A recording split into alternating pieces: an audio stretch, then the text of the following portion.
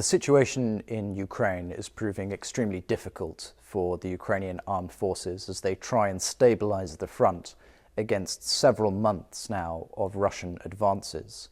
Those Russian advances are being enabled by three primary Russian capabilities. The first is mass. The Russians are generating large numbers of troops and therefore are able to sustain continuous skirmishing and attacks on the Ukrainian front line across the 1,200 kilometers of the line of contact. That means that Ukrainian personnel need to stay in the fighting positions and they need to be continuously expending ammunition and being resupplied.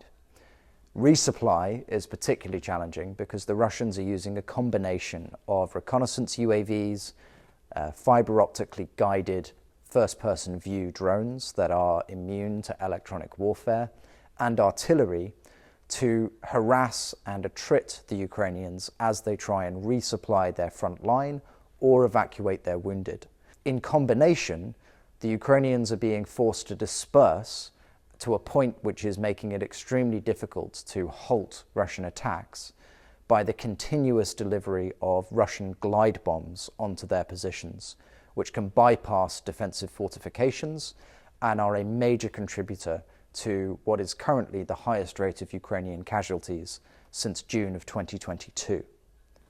If the Ukrainians are going to stabilize the line as a backstop to successful negotiations, there are things that their partners need to do to support them, but there are also some changes that the Ukrainian armed forces are going to need to make. One of the most important is enabling their brigades to rotate and to be brought back up to strength.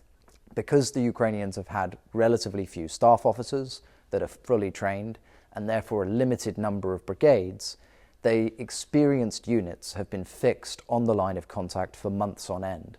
The Ukrainians have lacked a higher tactical echelon, what would be a division in a NATO force, that can manage the rotation of those brigades off the front.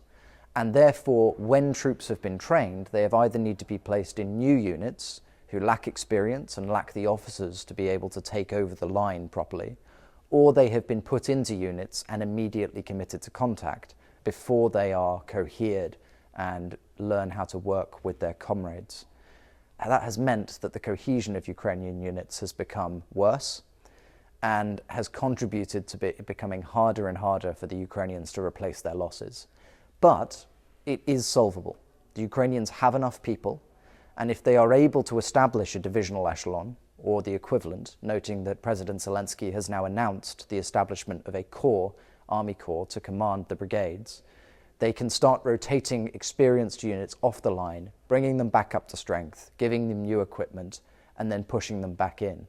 The fundamental truth is that while the Russians may have a sustained advantage in firepower, their infantry remain exceedingly poor. And so if the Ukrainians can continue to generate forces, then it is possible for them to hold.